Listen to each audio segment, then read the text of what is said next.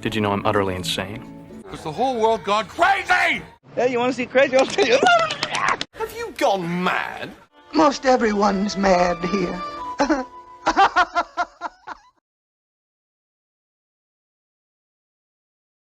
Hey everybody, welcome back to Milkshakes Markets Madness. Now before we kick off this episode, I have a little bit of housekeeping to do. We are about to record the Madness edition. So one of the things I want you to keep in mind is we are extremely sensitive and respectful of people's time on YouTube, podcasts, etc., especially with this channel.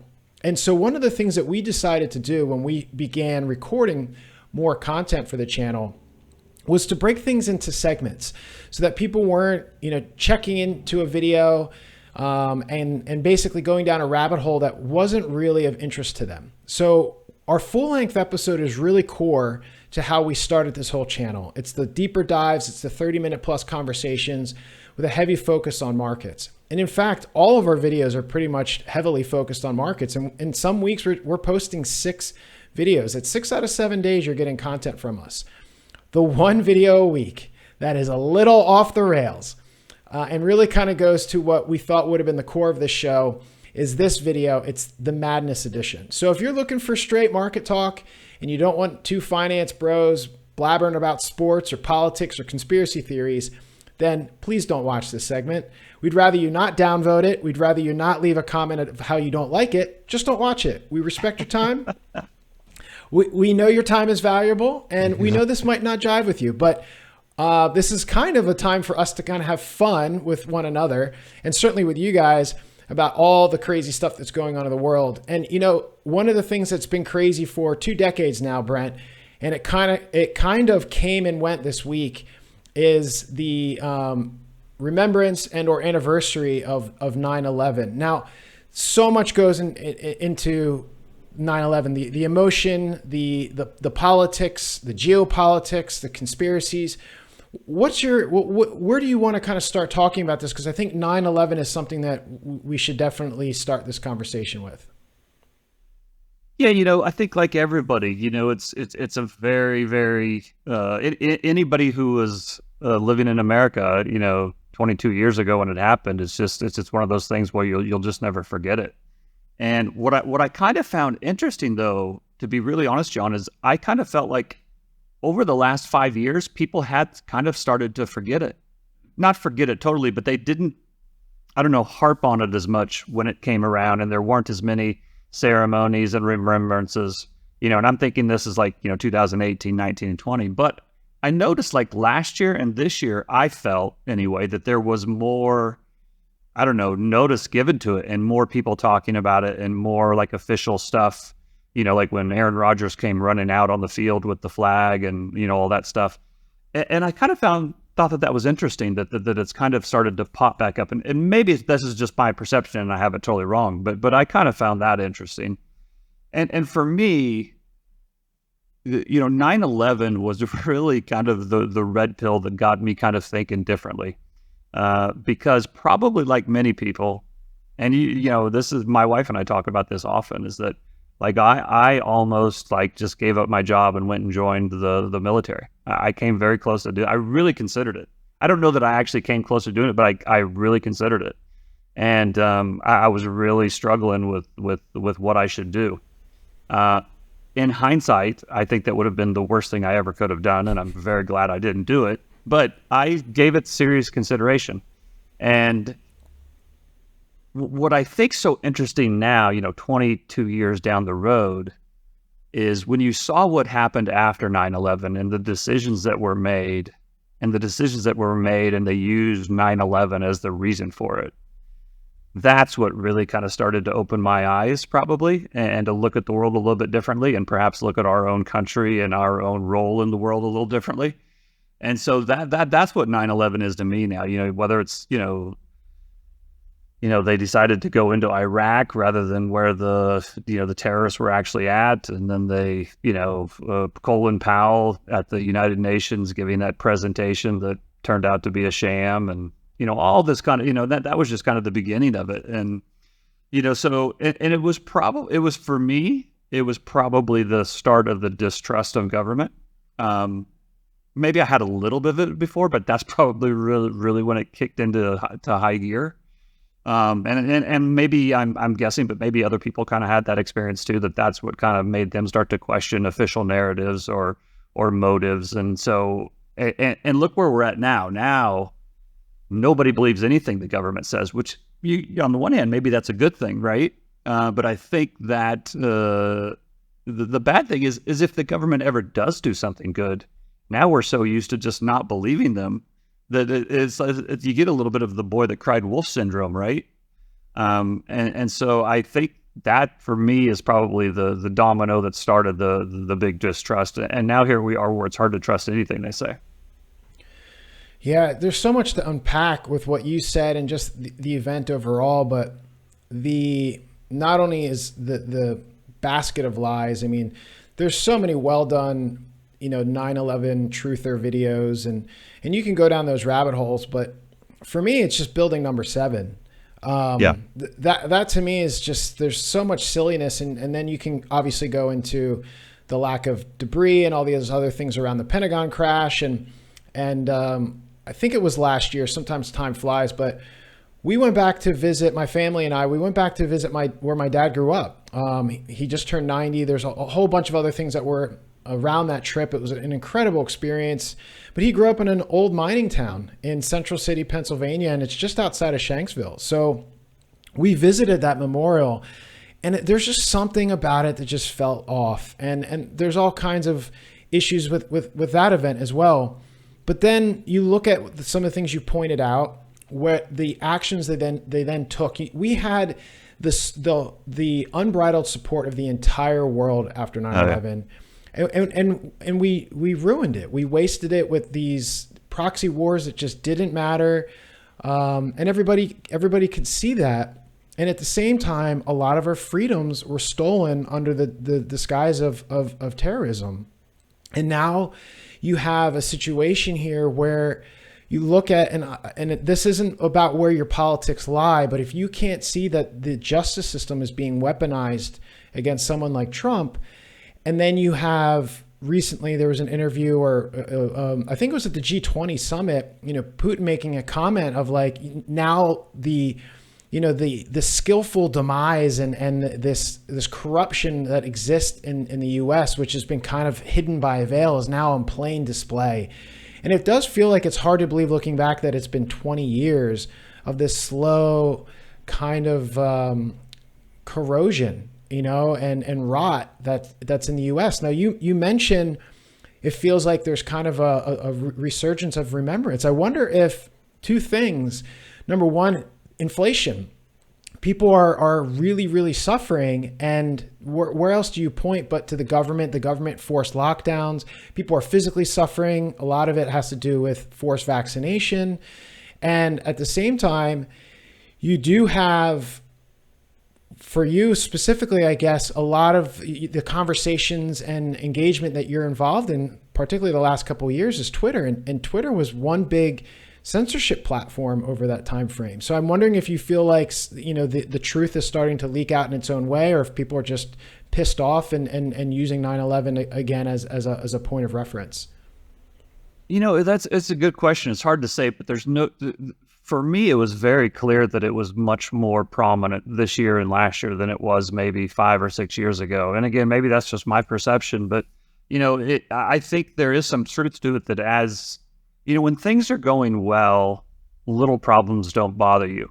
But when things start going poorly, everything bothers you, no matter how small. I don't know if you've ever been on a sports team, but when you're winning, everybody's fine. Even the guys you don't really like, you get along with them. But man, you lose a few games, and you start looking at that guy across the bench a little differently than you did before. And, they're not quite pulling their weight. So I think there is a little bit about that. For me, the whole thing with 9/11, the best way I describe my attitude towards it is that it was definitely an eye-opening experience for me. It changed my perception of the world. Some people might say for the worse. I think it was for the better. And I don't know what happened. And but for me, all I know is the official story doesn't tell the whole truth, right? I'm not smart enough to know what happened and why it happened. I just don't buy the official narrative. And I think that attitude kind of permeates into everything now. And I think other people are starting to feel that now. And again, it's not that the government is lying about absolutely everything. It's just that they've lied about enough that it makes you question everything, right?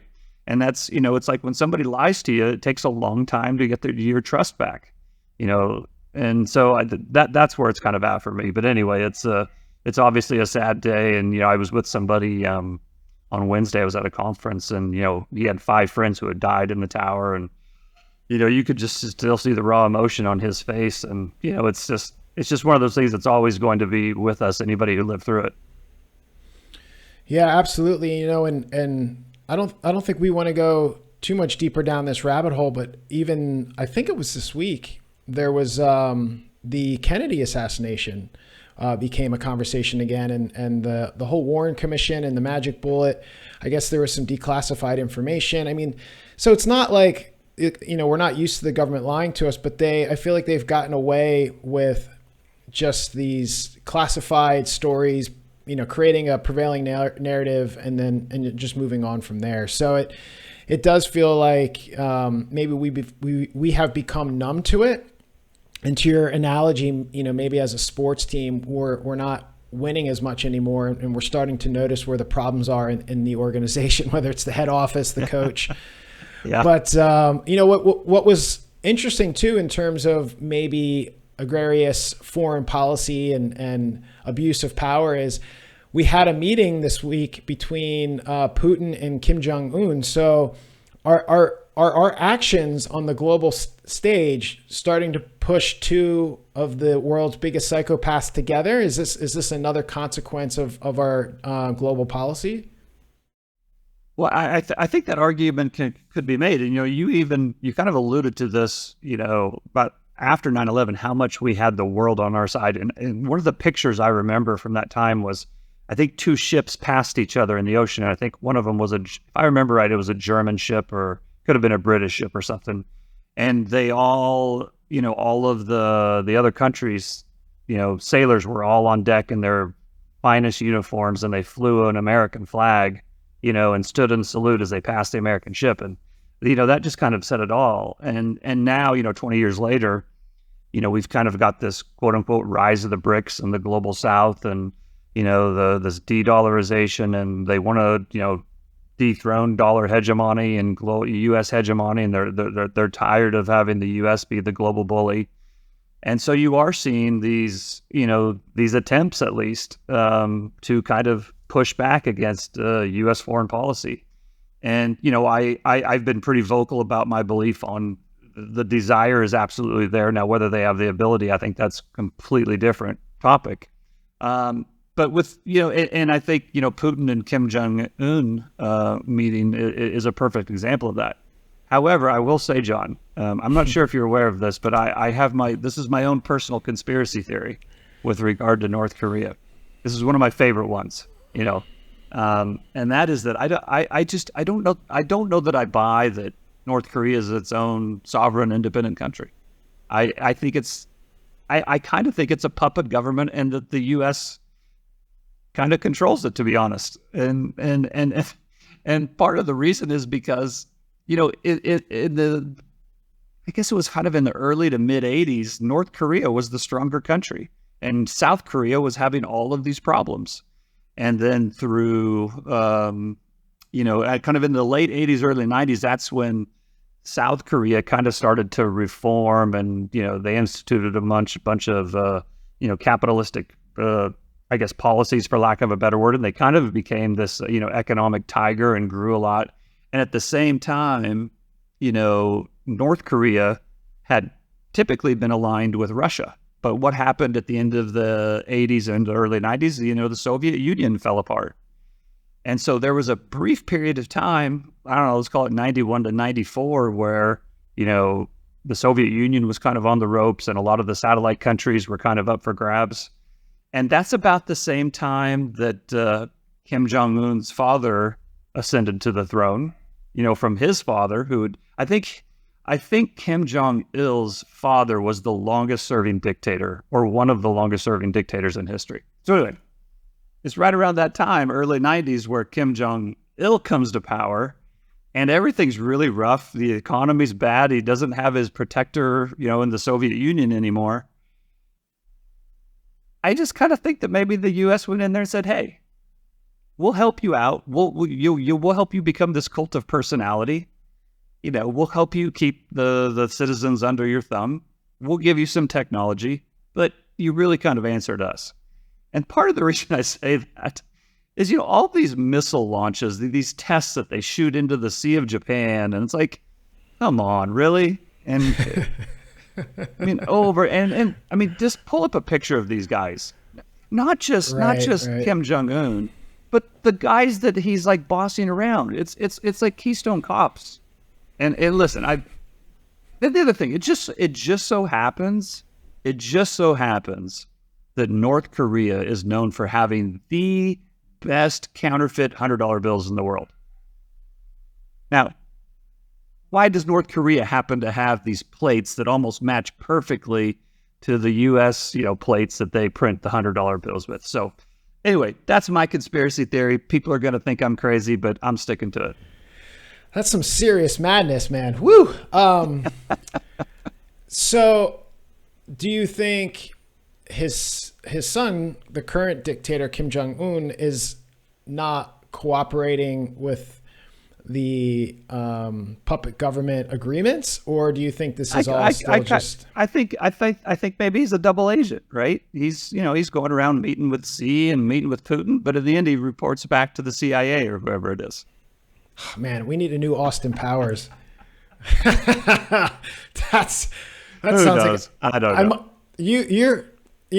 It's a pretty good theory, though, right? Come on, you got to give it to me. That's a pretty good conspiracy theory. I was just going to say, you keep working on your dollar milkshake theory. I'm going to start working on a movie script. So you could see why everybody who's still with us, why we prefaced, this is not about markets. This is about Brent's kooky conspiracy theories, although I love them. And we won't get into it now, but I think Brent and I both share a bit of a fascination with flat Earth theory. So, hopefully we'll have to get into that one at some point. So don't unsubscribe. We're just here for fun. Well, look, before we wrap up this Madness edition, it's probably worth mentioning, considering this has been generally a political theme discussion, the recent Biden impeachment. And speaking of puppet governments and conspiracies, it definitely feels like a planned impeachment almost too, because now you have a lot of the liberal medias jumping on this and saying, oh, bad man Biden. And it's like, well, all this information's been there the whole time. So it feels very much like, well, we're never going to win a re-election with this guy. He can't even walk straight, talk straight. So let's join the impeachment party. What are your thoughts on the recent, well, at least threat of impeachment? Well, I mean, to me, it's just the natural progression of everything, Again, whether you like Trump, whether you hate Trump, whether you think he's a criminal or whether you think he's the greatest president in history, it doesn't change the fact that the other side went at him very hard. They impeached him. They impeached him basically based on a phone call and where they felt that he was overstepping his political authority with someone in the Ukraine.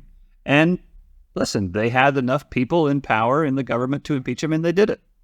And, when you do that, you have to, and this is the problem with political precedent, is you have to expect that it's going to happen again down the road, and your party might not be in power.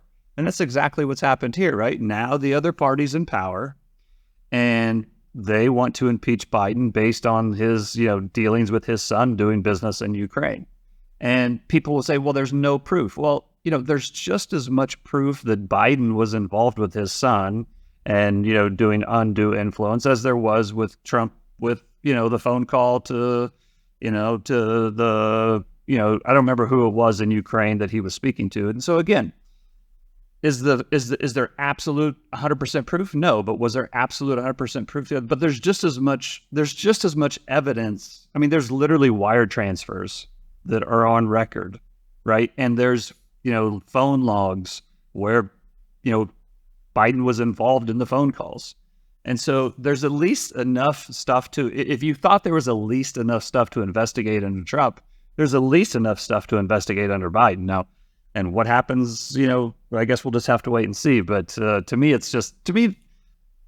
I think I've said this many times. I think both sides are completely corrupt. I think both sides are equally, whatever you want to call it, shameful, shameless, whatever the right word to say. And this is just the natural progression of where it's going. And, I've said this before. I think next year is just going to be absolutely crazy politically. And what goes on with the election, I don't think, whatever happens with the election, I don't think the other side will accept the outcome. And so, I think this is just part of it. We could have two. It would be amazing. What would be amazing if somehow Biden got impeached, but was still the president, and we had two, and those were the two impeached presidents running for the next president. That would be that would be something. That would be madness. Well, it is the madness segment, and you have referenced a couple times now the fact that one of your biggest concerns is next year's election just won't be honored by either side. And we started the conversation out talking about 9/11, the impact, kind of the residue, the distrust that has created.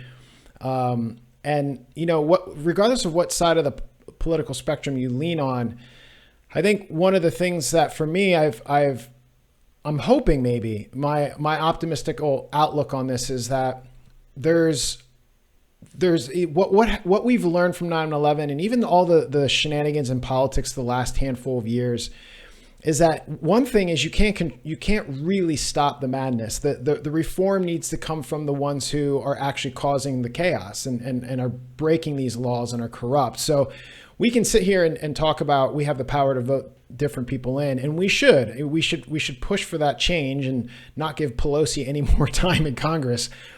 But at the same time, you maybe just be awake, right? I think that's a cliched term, but things like 9/11 and all the stuff that's led up to where we are today, the COVID lockdowns, the crazy political shenanigans, both in puppet governments like North Korea and even puppet governments here in the U.S. is understand what's going on, understand that generally they're probably not making decisions with your best interest, but don't go storm the Capitol. Right. Don't go lose your mind and get all worked up. And that's just my take on it. I think we do need revolutionaries. We do need people who are angry and leading the charge, but don't at the same time lose your mind over it. Because that's really, I think, what in government, sometimes these people are trying to do. They're trying to get you worked up and get you out of your totally level. I mean, and I guarantee there's some people listening now that are saying, it's the Republicans that are worse. And there's other people that are listening saying, I guarantee the Democrats are worse. And this is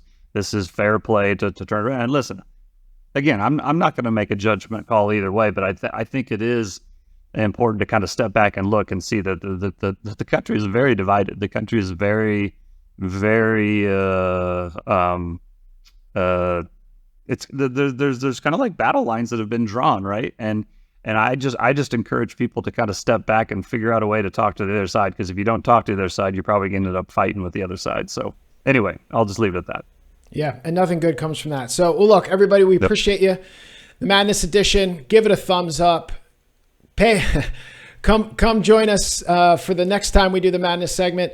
And then speaking of that, we have a schedule posted on the YouTube channel About section. So I won't bore you with the full breakdown, but generally, you shouldn't be surprised about what's being posted. Every video has its own thumbnail, so it's very, very clear. Normally, we're posting this type of segment on a Friday. Because of recording times and whatnot, I think I'm going to hold off and maybe post this at the beginning of next week. But either way, make sure you're chiming into the content that you want and you get the most benefit from. That's why we've created those segments. And we'll leave it at that. You can follow Brent on Twitter. If you don't already know who he is and all the fun and craziness and madness he's creating on Twitter, you can follow him there at Santiago AU Fund. You can find me at John Katsmita. You can find this show at milkshakespod.com. You can find Milkshakes Pod as the handle for the YouTube channel. And anywhere else, including Twitter, we're also Milkshakes Pod. So that'll do it. Brent, thanks for sharing some of your madness and conspiracy theories. And everybody out there at the Milkshakes fam, we look forward to your comments on this. And we can't wait to hear your thoughts on all of the above. So we'll see you guys soon.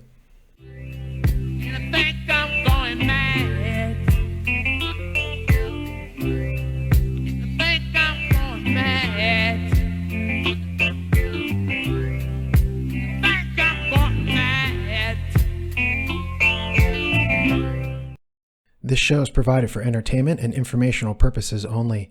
It should not be relied upon as legal, business, investment, or tax advice. Neither the hosts, guests, nor any funds they may manage intends to make an offer or solicitation for the sale or purchase of any specific securities, investments, or investment strategies.